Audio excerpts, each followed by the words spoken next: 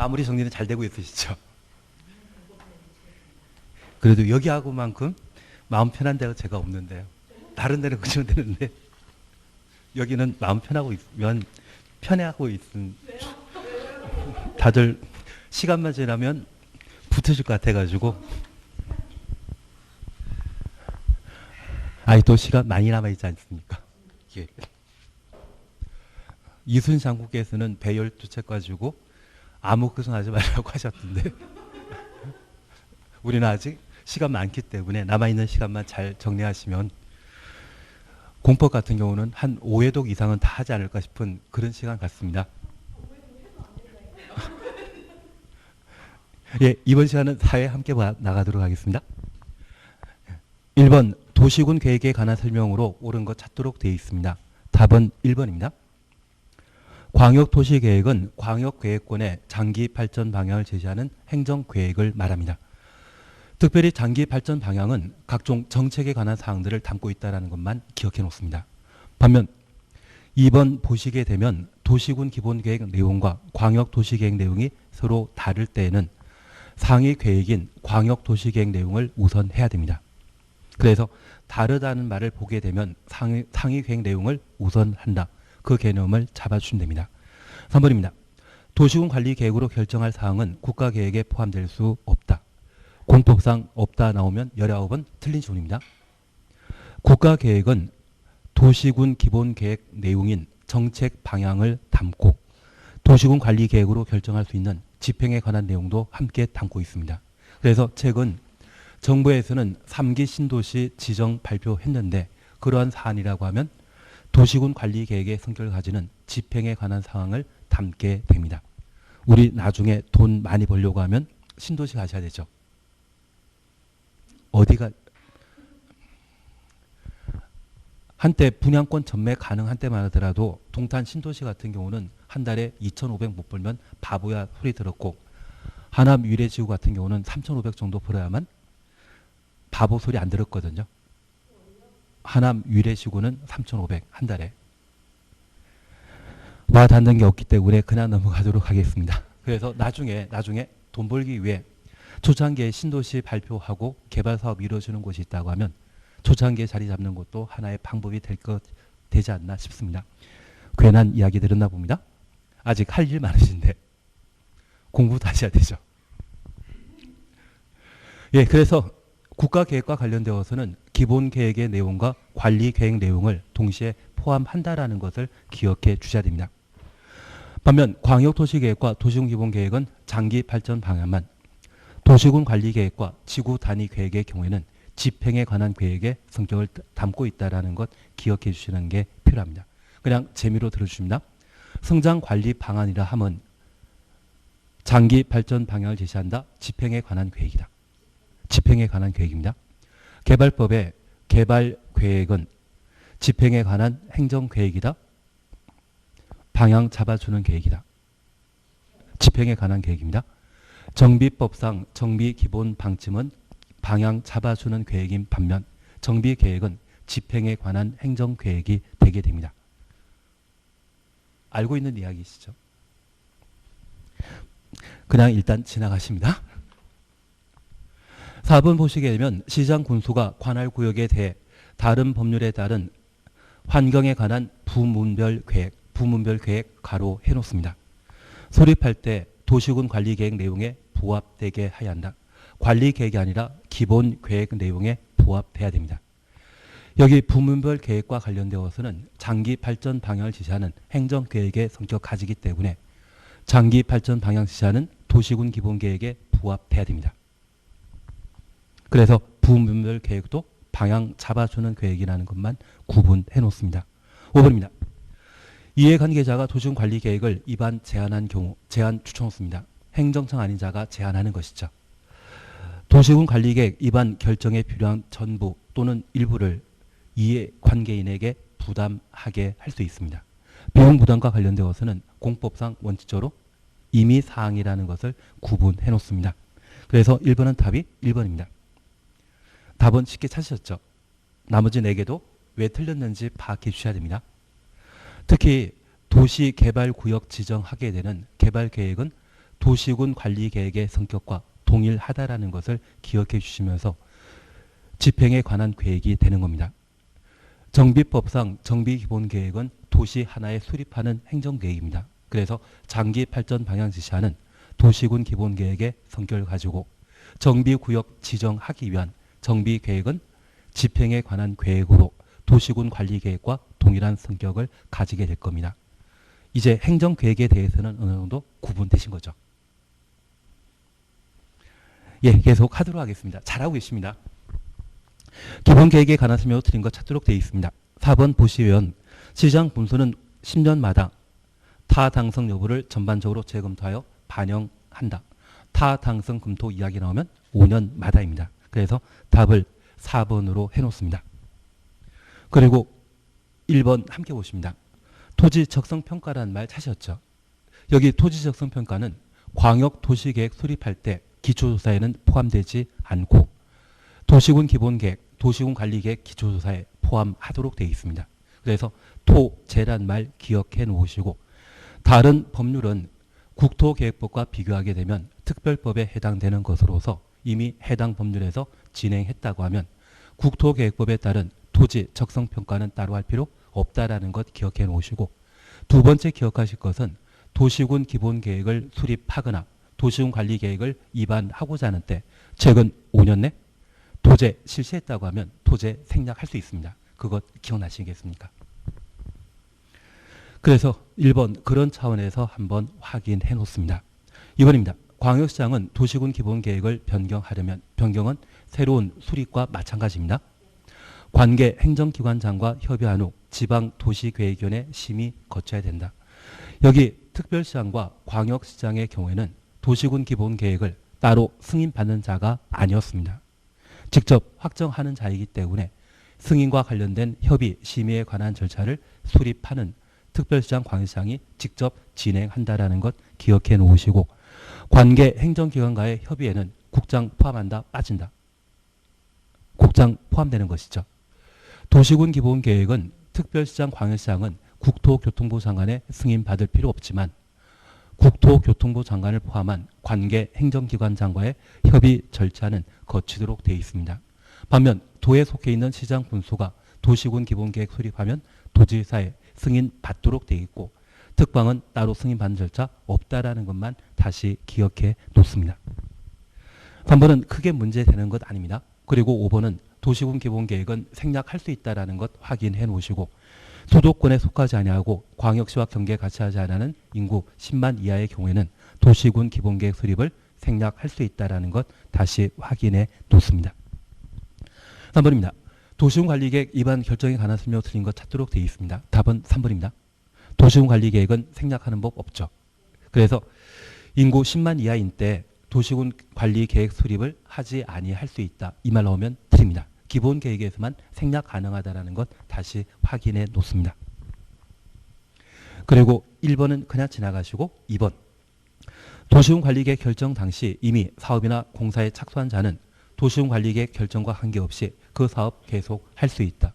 도시군 관리계획은 집행에 관한 사항으로 기득권을 보호하도록 되어 있습니다. 나에게 불리한 도시군 관리계획이 결정된다 할지라도 이미 진행 중인 공사에 대해서는 계속 할 수 있다는 것 기억해 놓으시고 시가조정구역과 수산자원보호구역이 결정 고시된 때는 사물내 특광시군에게 신고하고 공사 계속 할 수 있다는 것 다시 살펴만 놓습니다. 그리고 4번 지형도면 작성은 입안권자가 하고 고시는 결정권자가 하게 됩니다. 특별히 시장군수의 경우에는 지구 단위 계획과 관련되어 직접 결정권자이기 때문에 직접 작성하고 직접 고시할 수 있다는 것 확인해 놓습니다.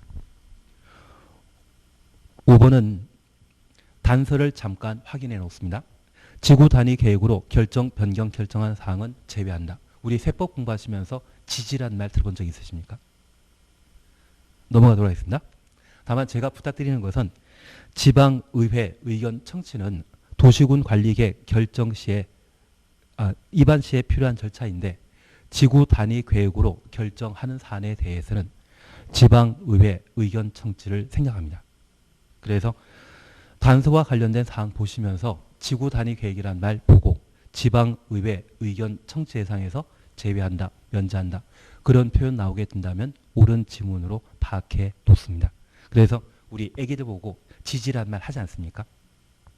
지구 단위 계획을 결정하는 때는 지방의회 의견 청취 한다 안 한다. 생략할 수 있다. 그렇게만 구분해 놓습니다.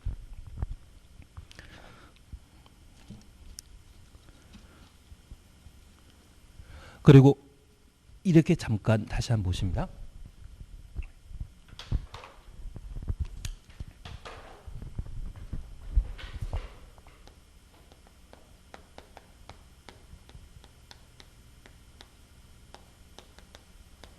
여기 도시군관리계획과 관련되어서는 개발정비 보존을 위한 집행계획이라는 것 기억하시고 도시군관리계획으로 결정할 수 있는 6가지를 각각 구분해 주시는데 특별히 1번, 2번은 용도지역, 지구구역의 지정 변경입니다. 저 1번, 2번에는 용도지역 등과 관련된 행위 제한은 도시군관리계획의 결정 대상이다 아니다. 행위 제한은 법령에 이미 결정되어 있는 것이지 따로 도시군관리계획으로 행위 제한을 결정하는 것 아닙니다. 그래서 용도지역, 용도지구, 용도구역에 대한 비지정 변경은 도시군관리계획으로 결정할 수 있지만 행위 제한은 도시군관리계획으로 결정할 사항이다 아니다. 아니라는 것 기억해 놓습니다. 다만 예외적으로 고도지구와 관련되어서는 건축물의 높이의 최고 한도를 제한하게 되는데 그 높이의 최고 한도에 대해서는 어디에서? 도시군관리계획으로 결정하게 됩니다. 행위 제한과 관련되어 기본적으로 도시군관리계획 결정사항 아니지만 고도지구만큼은 예외적으로 높이 제한을 도시군관리계획으로 결정한다라는 것 확인해 놓습니다. 그리고 3번은 기반설의 설치 정비 계량을 도시군관리계획으로 결정할 수 있습니다. 결정된 이후에는 도시군계획설입니다. 다만 이 기반설 설치와 관련되어서는 개발행위 허가 받아 기반설 설치할 수 있습니다.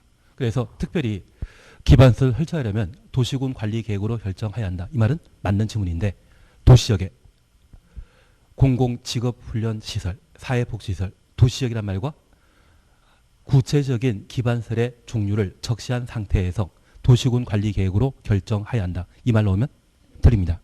특히 도시지역이라면 많은 사람들이 거주하는 곳으로서 뭘 만들더라도 장사 잘 되거든요. 꼭 도시군관리계획으로 결정해야 한다. 이 말 넣으면 바로 틀린 것으로 파악해 놓습니다. 그리고 개발사업과 정비사업에 관한 사항을 도시군관리계획으로 결정할 수 있는데 이 개발사업하는 곳을 개발구역이라고 정비사업하는 곳을 정비구역이라며 도시군계획설 사업하는 곳을 도시군계획설 부지라 합니다.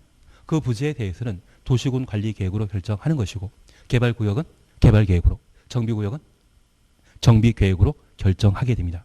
결국 개발계획이나 정비계획이나 도시군관리계획은 같은 법적 지위에 있다라는 것을 기억하시면서 이 세 가지 행정계획은 모두 집행에 관한 계획이 되게 됩니다. 반면 정비계획 수립하기 전에 특별시, 광역시, 시의 경우에는 10년 단위로 정비기본계획을 수립하도록 되어 있습니다. 저 정비기본계획은 집행계획이다, 방향 잡아주는 계획이다. 방향 잡아주는 계획이라는 것만 각각 구분해 놓습니다. 그래서 이 세 가지를 도시군 계획 사업이라 하고 도시군 계획 사업은 세 가지 형태로 세분되어 있는데 모두 국토법에 따른 도시군 관리 계획으로 결정하도록 되어 있지만 개발 사업과 정비 사업에 대해서는 그 양이 워낙 많다 보니 별도 법률로 제정해 놓은 겁니다. 그래서 공부하는 것이 개발법과 정비법이죠. 개발법과 관련된 한 장짜리는 많이 봤다? 본 적 없다.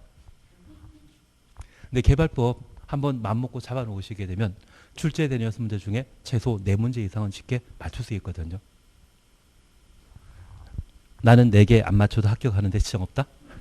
하는 게 나을 것 같은데요. 그리고 지구 단위 계획 구역과 지구 단위 계획, 입지 규제 제소 구역과 입지 규제 제소 구역 계획을 도시군 관리 계획으로 결정하게 되는데 얘는 둘의 성격 같습니다.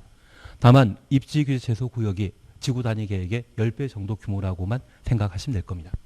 그래서 도시군 관리 계획을 결정할 수 있는 총 6가지 사항을 각각 정리해 주시는데 여기에는 개발행위 허가와 관계된 개발밀도 관리구역, 기반설 부담구역, 기반설 설치계획, 성장 관리 방안은 도시군 관리 계획으로 결정할 수 있는 사항 아니죠. 그래서 우리 국토계획법은 집행에 관한 법률로서 도시군 관리 계획으로 집행하는 것과 개발행위 허가받아 집행하는 두 가지 체계로 구성되어 있다는 것을 구분해 주셔야 됩니다. 그리고 이러한 도시군 관리 계획의 입안, 결정, 행정청이 담당하도록 되어 있고 제안은 비행정청이 한다는 것 구분하시면서 특별히 도시군 관리 계획을 입안하게 되었을 때 기준, 국토교통부 장관이 결정하도록 되어 있습니다. 다만 저 입안 기준과 관련되어 차등이란 말 보게 되면 입안하여야 한다.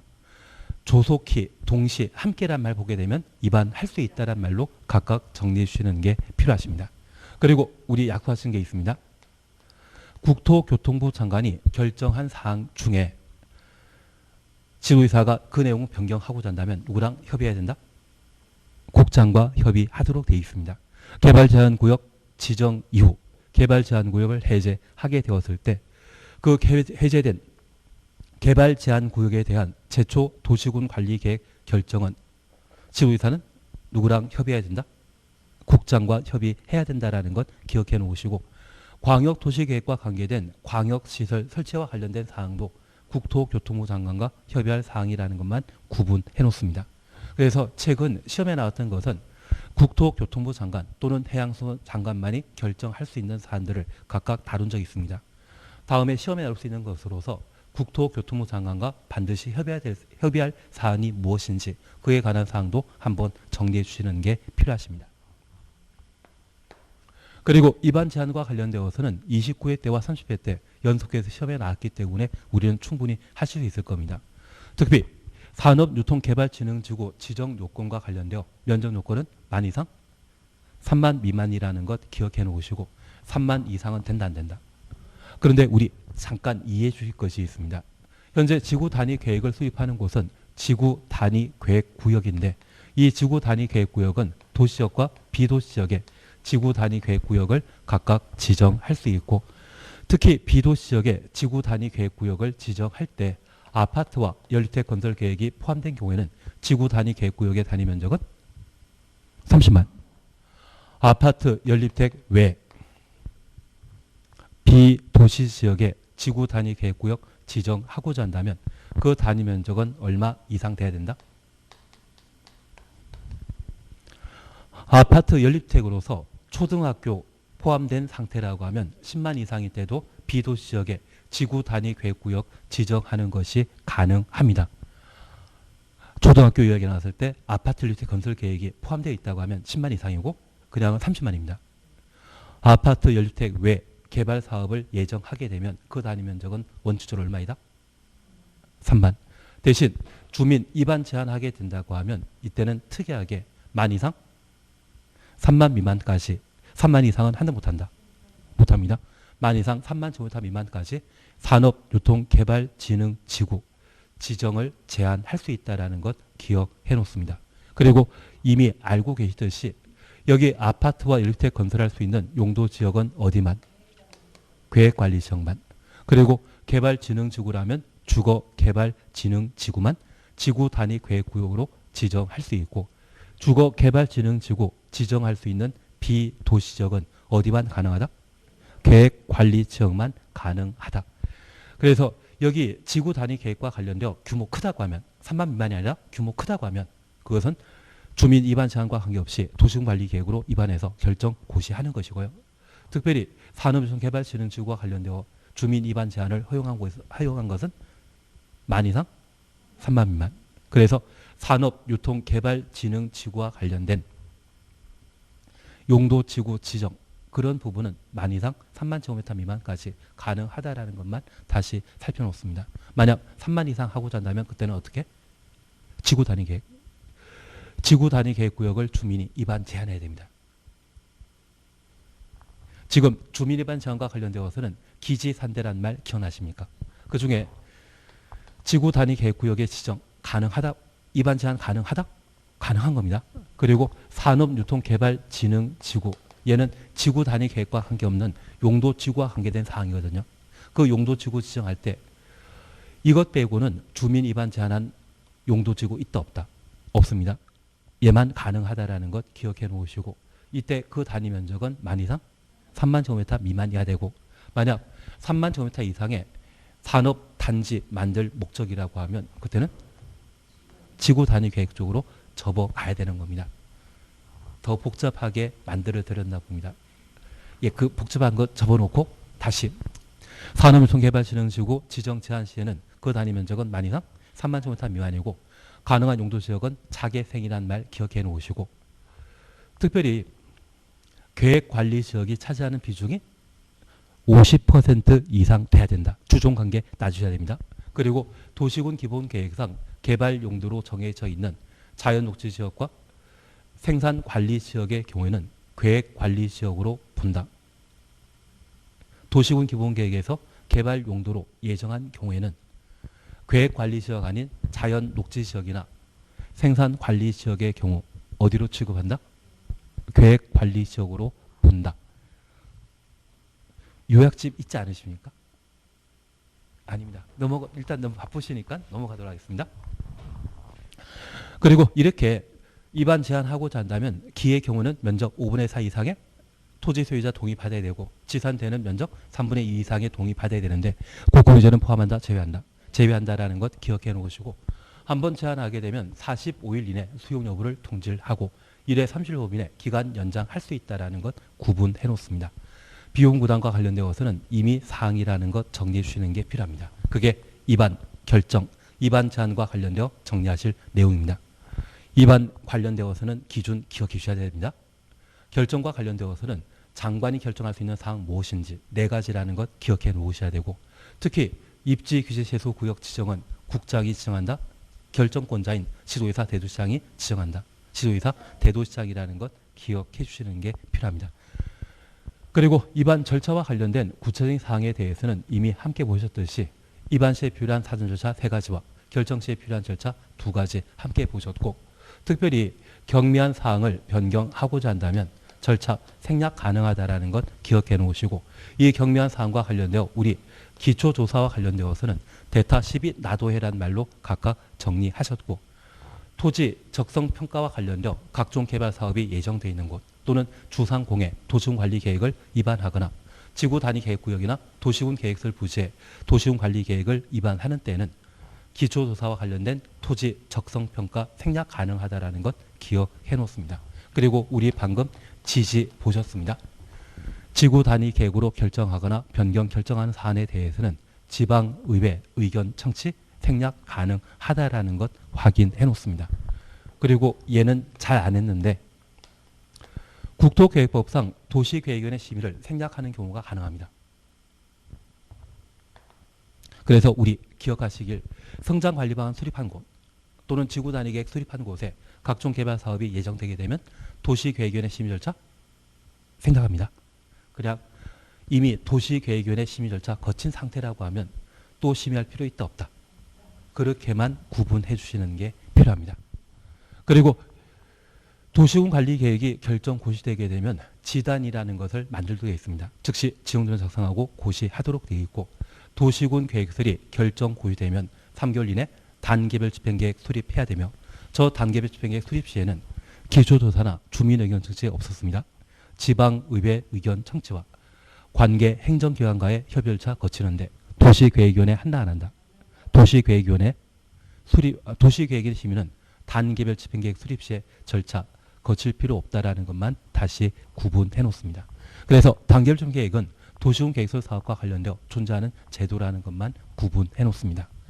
이런 방법으로 도시군 관리 계획이 결정 고시되게 되면 효력 발생은 지형도면 고시 한날 효력 발생한다라는 것 기억해 놓으시고 지형도 작성과 관련되어서는 충분히 파악되신 겁니다. 그리고 기득권 보호에 관한 사항과 5년마다 타당성 검토하더라. 그 정도 정리해 주시는 게 도시군 관리 계획과 관련되어 매번 출제되는 2문제가 되게 됩니다. 나는 이 정도는 졸립다. 너무 잘 알아가지고. 4번입니다. 용도지역, 용도지구, 용도구역에 관한 설명을 드린 것 찾도록 되어 있습니다. 답은 2번입니다. 용도지구 중에 보호지구는 문화재나 생태계 등을 보호하도록 되어 있는 것이고 청소년 유해시설 등의 특정 시설의 입지 제한이란 말 보게 되면 특정 용도 제한 지구의 설명 특정 용도 제한 지구 특히 우리는 역중생이라는 말 기억나시죠? 그래서 보호지구는 역중생으로 배분되도록 되어 있는데 걔는 작년에 시험에 나왔기 때문에 크게 신경 쓰지 마시고 특별히 특정시설 입지 제한이라는 말 보게 되면 특정 용도 제한 지구로서 학교 주변에 지정되는 것이 대부분입니다. PC방 못 만들어지죠. 그래서 특정 용도 제한 지구 지정되기 전에 제한 시설을 미리 만들게 되면 경쟁업소가 학교 주변에는 더 이상 만들어지지 않겠지 않습니까? 그래서 그런 것들도 돈벌이에 잘 활용하는 것이 하나의 방법이 아닌가 싶습니다. 그래서 답은 2번으로 해놓습니다. 그리고 나머지는 크게 문제 없으시죠? 5번과 관련되어 공유소 매립구역이 둘 이상의 용도지역에 걸쳐 있거나 이웃하고 있는 경우 매립구역에 속할 용도지역은 도시군 관리계획 결정으로 지정하여야 한다. 당연한 것입니다. 다만 공유소 매립과 관련되어 이웃한 용도지역과 지정 목적이 동일하다, 같다란 말 보게 되면 도시군 관리계획의 위반 결정 없이 매립구역에 대한 준공인가일날 이웃한 용도지역으로 지정된 것으로 본다. 특광시구는 따로 고시해야 된다. 그 말만 기억해 놓습니다. 5번입니다. 3종 일반 주거지역 안에 건축할 수 있는 건축물 모두 고른 것 찾도록 되어 있는데 답은 1번입니다. 1번 단란주점은 바다 면적합 150제곱미터 이상인 경우에는 위락시설입니다. 150제곱미터 미만의 경우에는 2종 근린생활시설인데 여기 2종 근린생활시설은 조례 배제하면 전용 주거지역과 일반 주거지역에 건축한다 못한다? 못합니다. 그래서 여기 단란주점은 규모 크면 150 이상이면 위락시설로서 어디에만? 상업지역에만. 150 미만의 경우에는 제2종 근린생활시설인데 준주거지역에는 건축 가능하고 상업지역에 건축할 수 있지만 일반 주거지역에는 법령상 건축한다 못한다? 못한다. 그리고 생활 숙박시설, 숙박시설이란 말 보시게 되면 숙박시설은 상업지역과 준공업지역에 건축할 수 있죠. 계획관리지역에 예외적으로 건축할 수 있고 자연녹지지역의 경우는 관광지로 지정된 곳에만 숙박시설을 건축할 수 있을 겁니다. 그래서 리얼번과 미연번은 3종 일반 주거지역에는 건축한다 못한다? 못한다. 그래서 2종 근린생활시설의 경우에는 전용 주거지역과 일반 주거지역에는 법령상 건축할 수 없다라는 것 기억해 놓으시고 전용 주거지역의 경우는 조례로도 건축할 수 없지만 일반 주거지역의 경우는 조례상 예외적으로 가능한 것입니다. 그 정도만 하나 확인해 놓습니다. 6번입니다. 이제 용적률 범위로 틀린 거 찾도록 되어 있는데 이 용적률과 관련되어서는 하한선과 상한선이 동시에 나오거든요. 그런데 하한선 틀리게 낸 사람이 역사상 한 분도 안 계십니다. 그래서 답은 4번 쉽게 잡으실 수 있죠. 만약 올해 하한선을 틀리게 해서 시험 문제 내시는 분이 계시다면 이것은 천지개벽에 해당됩니다. 그래서 준공업지역과 관련되어 공업지역은 3, 4였습니다. 전용공업지역은 300, 일반공업지역은 350, 중공업지역은 400. 그래서 답을 4번으로. 나 틀렸다? 설마. 알겠습니다. 하여튼 6번 그렇게 해결해 주십니다. 7번입니다. 시가 조정구역에 관한 설명으로 오른 것 찾도록 되어 있습니다. 답은 3번입니다. 우선 1번입니다. 도시지역의 식생양환 산지 개발 제한. 예 보게 되면 도시자연공원구역의 지정 목적입니다. 도시자연공원구역은 누가 지정할 수 있다? 시도의사, 대도시장. 반면 시가조정구역의 경우는 도시의 무질서한 확산 방지는 개발 제한 구역이고요. 도시의 무질서한 시가화 방지, 확산 방지는 개발 제한 구역입니다. 보안상 목적이란 말 쓰게 되면 그때도 개발 제한 구역이고 시가조정구역은 도시의 무질서한 시가 방지, 시가 방지라는 말 기억해 주시는 게 필요하십니다. 그리고 지정권자는 지도의사이죠. 대도시장은 지정권자 아니고 국가계획과 연계된 시가조정구역의 경우에만 국장이 지정할 수 있다. 그 정도 기억해 놓습니다. 2번 유보기간은 5년 이상 20년 범위 내 도시군 관리계획으로 결정한다라는 것 기억해 주셔야 됩니다. 그리고 4번입니다. 도시군 계획사업은 별다른 제한 없이 시행할 수 있다. 시가조정구역에는 도시군 계획사업도 함부로 못합니다. 도시군 계획사업 하고자 한다면 관계 중앙행정기관장이 국토교통부 장관에게 요청하면 국장은 시가조정구역의 지정 목적 달성에 지장 없다 인정한 경우에만 도시군 계획사업 할 수 있거든요. 도시군 계획사업 그냥 한다? 제한받는다. 제한받는다라는 것 기억해 놓습니다.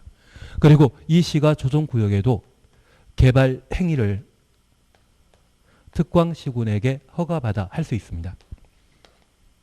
대신 꼭 기억하실 것은 기본적으로 신축은 할 수 없다. 그 개념 잡아주시는데 이 시가조정구역에 주택이 존재한다고 하면 연면적 100제곱미터 이하 범위에서 증축하는 것만 가능합니다. 그래서 만약 기존 주택의 연면적이 80제곱미터라고 하면 특광시군에게 증축에 대한 개발행위 허가받아 증축할 수 있습니다. 증축하게 되면 최대 얼마까지만? 100 초과할 수 없다라는 것만 기억해 놓습니다. 그래서 이 시가조정구역에는 신축한다 못한다? 못합니다.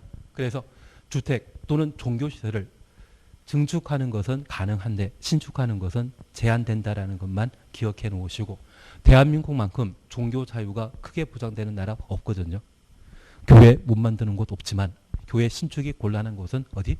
시가조정구역은 신축할 수 없다. 그렇게만 구분해 놓습니다. 이런 행위 제한을 살펴보게 되면 개발 제한 구역보다 규제가 더 심한 게 시가조정구역이 아닌가 싶기도 합니다. 개발 제한 구역에는 신축 가능하거든요. 시가조정구역은 신축된다 안 된다? 안 된다. 그래서 주택과 종교시설 등에 대해 증축행위만 허용된다. 그 정도만 구분해 놓습니다. 도시군계획사업도 쉽게 하는 거 아닙니다. 도시군계획사업도 쉽지 않다라는 것 확인해 놓습니다. 그리고 5번 대도시장 들어가 틀린 것이죠. 시가조정구역의 지정권자는 누구이다? 시도지사. 대도시장은 지정권자가 아니라는 것 다시 살펴놓습니다. 그래서 7번은 답을 3번으로. 8번입니다. 도시군계획설 사업에 관한 설명 틀린 것 찾도록 되어 있습니다. 답은 1번입니다. 우리 사업 시행자 지정 취소 처분. 취소란 말 추놓습니다. 등록 말소나 자격 취소, 시행자 지정 취소 등을 하게 되면 중요한 행정처분에 해당되기 때문에 이때는 청문에 관한 절차를 진행하도록 되어 있습니다. 영업 정지 처분이나 자격 정지 처분 시에는 청문한다 안 한다? 안 합니다. 청문은 중요한 행정처분 시에 이루어진다는 것 기억하시고 취소, 말소 처분 시에 미리 진행하는 것이죠. 그래서 국토계획법에서는 청문과 관련된 대상을 딱 3가지만 정해놓습니다. 국토계획법은 개발정비 보전에 관한 집행에 관한 법률입니다. 그 집행과 관련되어 규모 큰 공익사업은 도시군계획설 사업이고 규모 작은 것은 개발행위 허가받아 이루어지게 됩니다. 특별히 도시군계획설 사업과 관련되어 방금 시행자 비행정청은 도시군관리계획을 위반하는 자에게 사업시행자 지정받아 사업할 수 있죠. 그걸 취소하고자 한다고 하면 시행자 지정 취소 대상은 행정청이다, 비행정청이다. 비행정청에 대한 시행자 지정 취소 시에는 비행정청이 도시군계획설 사업과 관련된 큰 기대한 이익이 있거든요. 그 기대 이익이 상실될 수 있기 때문에 청문에 관한 절차를 진행하도록 되어 있습니다. 그리고 저 사업 시행자는 뭐 만들어야 된다? 그리고 결정권자에게 인가 받아야 되는데 저 실시계획 인가가 취소되었다고 하면 얘는 내가 살 집 만들고자 한다면 건축 허가 받아야 되죠. 건축 허가와 실시계획 인가는 같습니다. 이게 취소당했다고 하면 개발사업과 관련된 개발 이익이 날아갈 수 있거든요. 그러한 중요한 행정처분 시에는 청문에 관한 절차를 진행하도록 되어 있습니다. 그리고 개발행위 허가와 관련되어서는 저 개발행위 허가 자체를 허가 내줬다가 취소하게 된다고 하면 이때도 중요한 행정처분이거든요.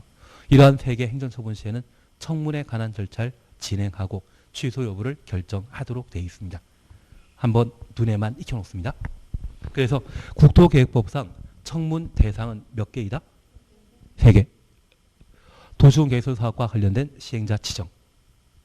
실시계 인가, 개발행 허가와 관련된 허가 취소, 그 세 가지와 관련된 행정 처분 시에는 청문회 관한 절차를 거쳐 취소 처분한다. 그렇게만 구분해 놓습니다. 국토계획법상 청문 대상은 몇 개? 3개입니다. 오늘 지나면 시험에 나오면 참 좋은데 시험에 나올 거 생각하시면서 1번 한번 눈에 익혀놓는 것도 필요하십니다. 그리고 3번은 단계별 집행계획 수립과 관련되어 3개월이라는 말 눈에 보이시죠? 그리고 3번 인접한 건축물 일시 사용이라는 말 보실 수 있는데 인접한 토지 또는 건축물에 대해서는 일시 사용만 할 수 있고 수용 사용은 도시군 계획설 부지에 하는 것이죠. 그리고 4번입니다.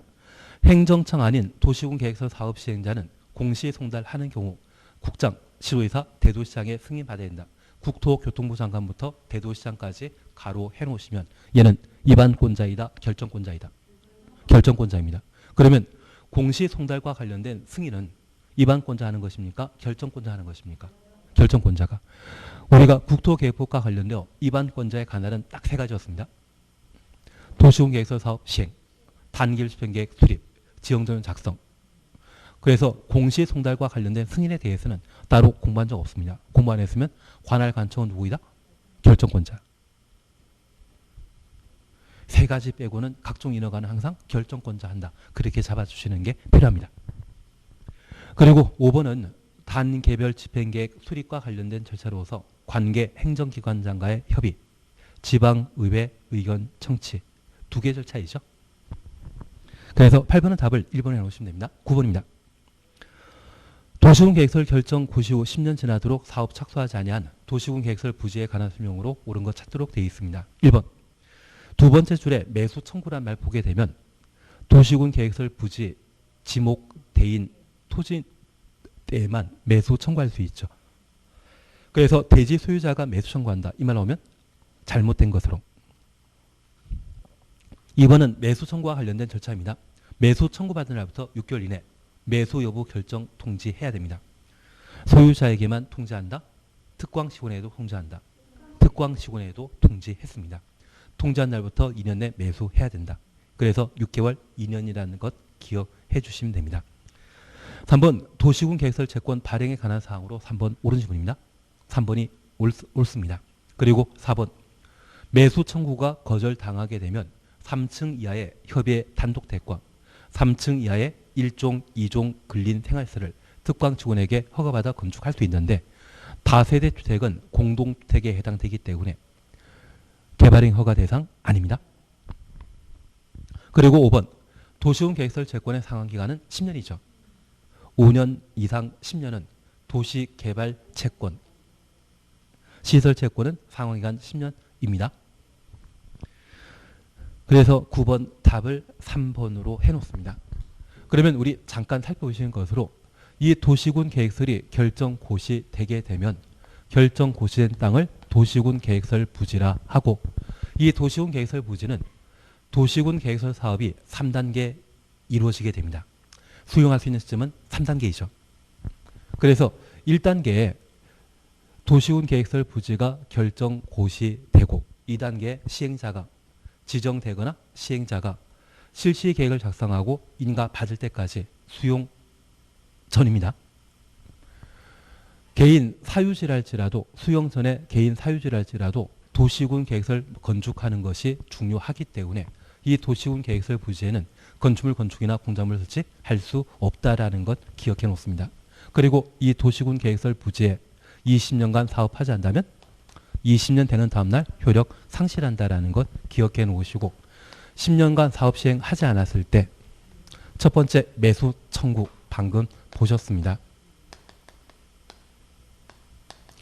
그리고 가장 최근에 개정된 사항으로 토지 등의 소유자가 도시군 계획시설에 대한 해제 입안, 해제 결정, 해제 심사 신청할 수 있고 입안권자에게 해제 입안 신청하게 되면 처리기간은 3개월, 결정 청하면 2개월. 입안 시에는 기조사, 공람 절차, 지방의회 의견 청취 3단계 절차를 거치기 때문에 3개월이고 결정 시에는 협의 심의에 관한 절차 거치기 때문에 2개월 내 해제 결정 신청에 대해 답변하도록 되어 있습니다. 위반 신청 시에는 처리 기간 3개월, 결정 신청 시에는 2개월이라는 것 구분해 놓습니다. 그리고 8년 전에 개정된 사항으로 지방의회가 해제 권고할 수 있습니다.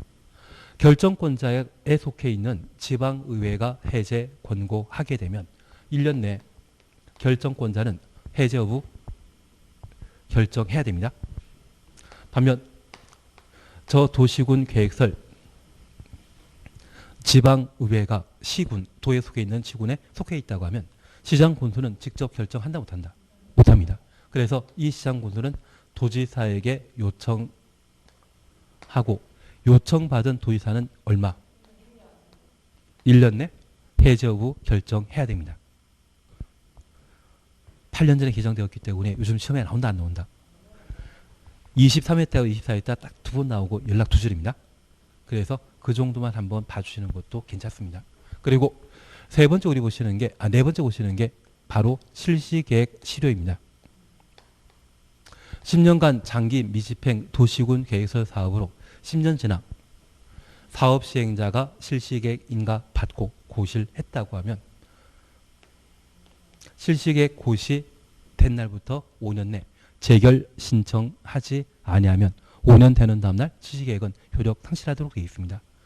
도시군 계획설 부지 전체 면적 중에 3분의 2 이상을 소유하거나 사용한 자인 경우에는 7년이라는 것 기억해 놓으시고 도시군 계획설 부지 전부를 취득한 상태의 경우는 실시계획에 관한 실효 문제가 없다라는 것만 다시 살펴놓습니다. 만약 사업 시행자가 도시군 계획설 부지 전부를 소유했는데 실시계획을 10년간 인가 신청하지 않았을 때 뭐 재결 신청 언제까지 못해서 실시계획 실효된다 이야기 나오면 바로 틀립니다. 그래서 원칙은 5년이고 3분의 2 이상을 소유하거나 사용한 경우는 7년, 전부를 소유한 경우에는 실시계획 실효 문제 발생하지 않는다. 그렇게만 구분해 놓습니다. 그래서 현재 10년과 관련되어서는 4개입니다. 매수 청구, 토지 등의 소유자의 해제 위반 등의 신청, 지방의회 해제 권고, 그리고 실시계획 실효 이 4가지가 10년과 관계된 사항이라는 것 기억해 놓으시고 20년간 사업하지 않는다면 20년 되는 다음날 효력 상실한다. 그렇게만 구분해 놓습니다. 그래서 9번 그런 차원에서 한번 확인해 놓습니다. 10번 지구단위 계획구역과 지구단위 계획에 관한 설명으로 옳은 것 찾도록 되어 있습니다. 1번 보십니다. 도시지역 외 지역에 지정된 도시지역 외 지역 추천 오시면 이것 비도시지역이죠. 비도시지역에는 건폐율 150, 용적률 200% 완화되시 높이 제한은 완화되는 것 아니었습니다. 그리고 2번입니다. 개발도 관리구역은 지구 단위 계획구로 지정할 수 있다? 훌륭하십니다. 이제는 공법에 달인이 되어 있으신 상태인데요. 개발도 관리구역의 경우는 새로운 기반세 설치가 곤란한 지역입니다. 지구 단위 계획으로 지정할 수 없다. 우리가 꼭 기억하실 것은 지구 단위 계획이 수립되게 되면 이 지구 단위 계획에는 반드시 포함될 사항이 몇 개? 5개. 그 첫 번째가 기반설에 대한 배치 규모. 그래서 개발밀도 관리구역을 지구 단위 계획구로 지정하게 되면 그 지구 단위 계획구역인 개발밀도 관리구역에는 새로운 기반설의 배치 규모, 지구 단위 계획에 포함시킬 수 포함 안 된다. 개발도 관리구역에는 새로운 기반설의 설치가 불가능하기 때문에 기반설의 배치 규모를 필수 사항으로 담고 있는 지구 단위 계획에 이것 필수 사항이거든요. 개발도 관리구역에는 저 지구 단위 계획에는 기반설의 배치 규모를 포함시킬 수 있다 없다. 포함시켜야 되는데 개발도 관리구역은 새로운 기반설의 설치가 곤란하기 때문에 지구 단위 계획구역 지정 대상이 아예 아니라는 것만 구분해 놓습니다. 취지는 이해되시겠습니까? 그래서 그게 이해가 잘 안 된다고 하면 역으로 개발밀도 관리구역은 개발 용도이다, 비개발 용도이다. 비개발 용도이기 때문에 지구 단위 계획구역 지정 대상 아니다. 그렇게라도 구분해 놓으시고 개발밀도 관리구역과 반대되는 개념이 기반설 부담 구역입니다. 그때는 지구 단위 계획구를 지정할 수 있죠. 3번입니다. 우리는 정택 10년, 시공록 30만이라는 말을 기억하시는데 개발 제한 구역이 해제되는 것이 아니라 시가 조정구역, 공원이 해제되는 곳으로서 그 단위 면적이 30만 제곱미터 이상일 때 지정하여야 한다. 만약 개발 제한 구역 해제된다고 하면 이 경우는 지정할 수 있다. 얘는 시공록 30만이 아닙니다. 그때 지정해야 한다. 예. 개발 제한 구역이 아니라 시가 조정 구역이 해제되고 그 단위 면적이 30만 이상일 때는 지정해야 한다가 맞지만 시공록 아니죠. 지정해야 한다 아니라 그때는 지정할 수 있다. 그래서 틀린 질문. 맞는 질문이 아니라 틀린 질문. 예. 하여튼 커뮤니케이션이 잘못돼가지고 앞으로 제가 더 잘 설명하도록 하겠습니다. 그리고 10번 답 4번입니다. 택지개발지구나 정비구역 전부 또는 일부에 대해 지구 단위 계획구역 지정할 수 있다. 정택 10년이란 말 기억나시는데 걔는 개발사업 완료되고 10년 경과되면 지구 단위 계획구역으로 지정하여야 한다이고 그냥 택지개발지구와 정비구역은 필수적 지정 대상 아니죠. 그래서 4번은 옳은 질문. 정택 10년. 정비구역과 택지개발지구의 사업이 완료되고 10년 지난 때는 지구 단위 계획구로 지정하여야 한다. 10년 그 말 안 나오면 지정할 수 있다. 지구 단위 계획구역은 원칙적으로 지정할 수 있다가 원칙입니다. 정택 10년, 시공록 30만에 해당되는 때만 지정하여야 한다. 필수적 지정은 예외 상황이죠. 그래서 택지개발지구나 정비구역에 대해서는 지구 단위 계획으로 지정할 수 있다. 임의적 지정 대상이라는 것 눈에 익혀놓습니다. 그리고 5번입니다. 지구 단위 계획구역 결정 고시부터 3년 내 계획 결정 고시되지 않으면 3년 되는 다음날 효력 상실하지 취소해야 한다. 이거 아니죠.